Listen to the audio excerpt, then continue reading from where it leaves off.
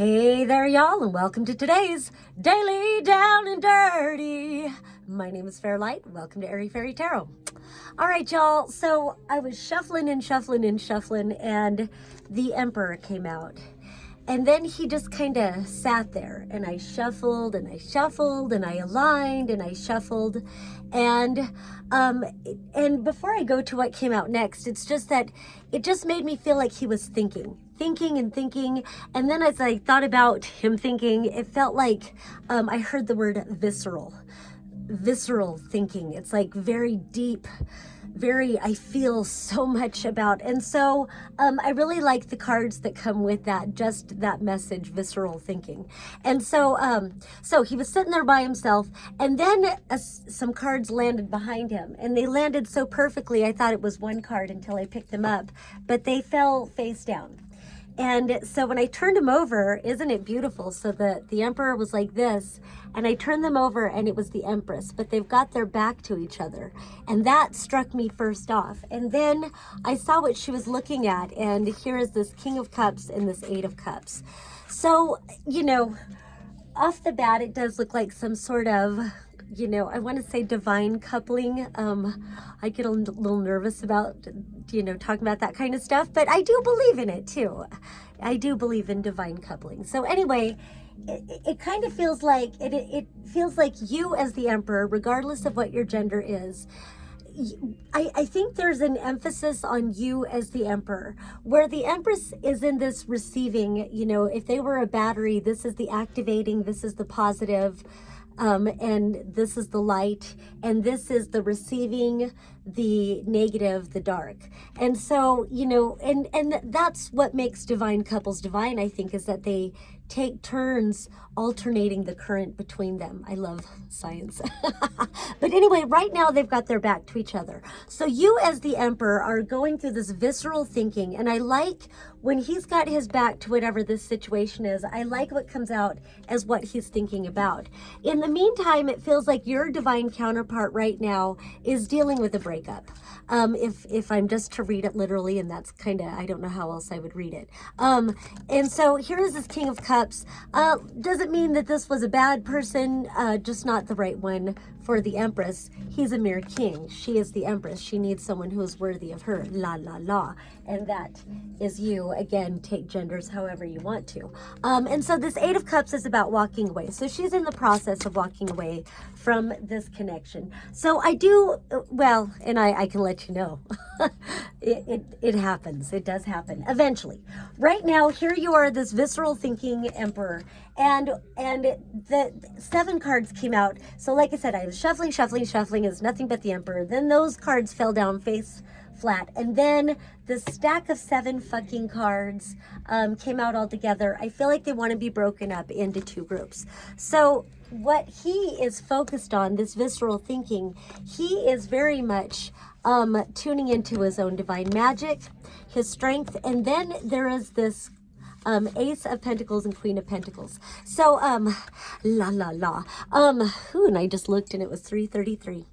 So I really love all of this. These just right here are all major arcanas, plus we had that Empress. So we're going through a huge destiny point. I mean, it feels like we're coming through a lot of like 1111 you know, star activation codes and all that kind of stuff going on right now. And so this is really you getting your power back. And I was just talking to my friend Murph a little bit ago, and I like how I would relate to this energy is there was a movie like way back in the day called Stella Got Her Groove Back, and this is what it feels like, getting your groove back. You're coming back into your own power in different ways. This is like more in the tangible, physical, manifesting reality, seeing what you have manifested, and this is using your magic to really it feels like I'm hearing the word demonstrate, like demonstrating your ability to manifest all that it is that you want,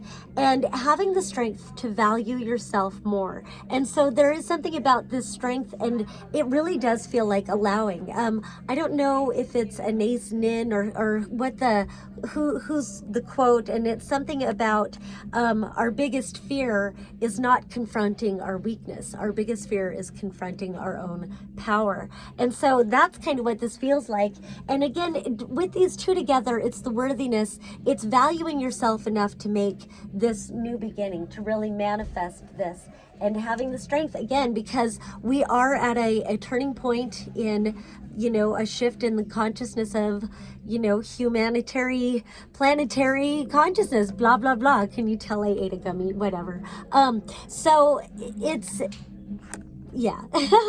So it's about valuing yourself enough to dream up what it is that you truly want, and then walk through the doorway and plant those seeds and really know your worth. And the thing about both of these, the earth energy, but especially the Queen of Pentacles, is patience. Earth is very slow moving energy, and it's also the most sustainable and sustaining. And so it's about investing in yourself and investing in what it is that you truly want to cultivate, what you want to take root in your life. And so it's about, you know, really believing in yourself, nourishing and nurturing that into being. And then beyond that, so there's so much about, you know, just investing in yourself and your own money, and I like that on its own. But then we come back to this Empress energy, and then we've got the Six of Cups, which as soon as I looked at it, I heard the word return. I don't really like return, you know. I like the saying, you know, I move forward, not backward. But at the same time, it could be a in this lifetime return of love to you, or it can just be love returning to you in a different way, more manifested, more aligned to who you are as the Emperor, and truly allowing this queen who values herself, and you share this value between each other. La di da. And so yeah, that. So you've got the Judgment card, you've got the Queen of Swords, and you've got the Lovers with the Six of Cups. So there's a sort of return or whatever of love to you, return of, maybe it's self-love, I don't know, it's up to you. And I kind of like that the Queen of Swords is here also. So we've got yeah, we've got the Queen of Swords, the Queen of Pentacles.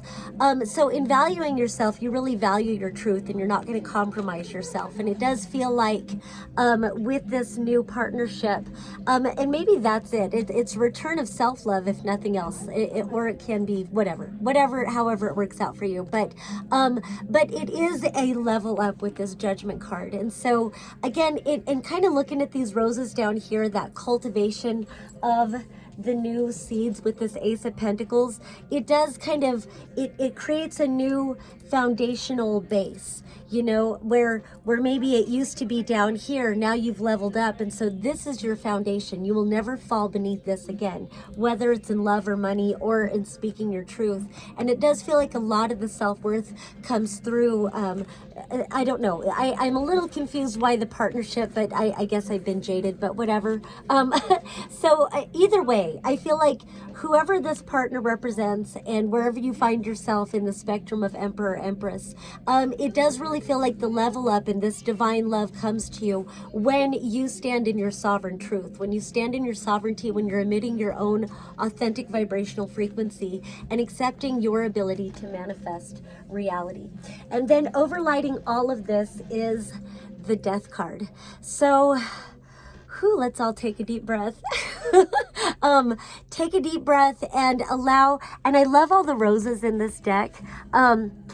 I love that it's the Death card, and yet she's got these two living roses. One is in bloom, and it's like she's holding tight to it. It's almost like she's hiding it from the setting sun so that she can prolong its life. But at her heart, she knows that she has to have another new fresh, you know, idea to blossom, a fresh new start, a new life to blossom into her life, because this one just won't last forever. So there is some sense of self-renewal that continues on, and this must happen for you because it's imbued in your visceral thinking. It means a lot to you. It's time to allow your soul's urge to guide you. It's time to let your soul's voice, you know, destiny's call, really pull you towards expressing your authentic self. All right, that's all I have for today. If you happen to be in downtown Asheville, North Carolina, come on into Instant Karma and get a Palmer Tarot reading from me, or hit me up at airyfairytarot@gmail.com. All right, peace and love till next time.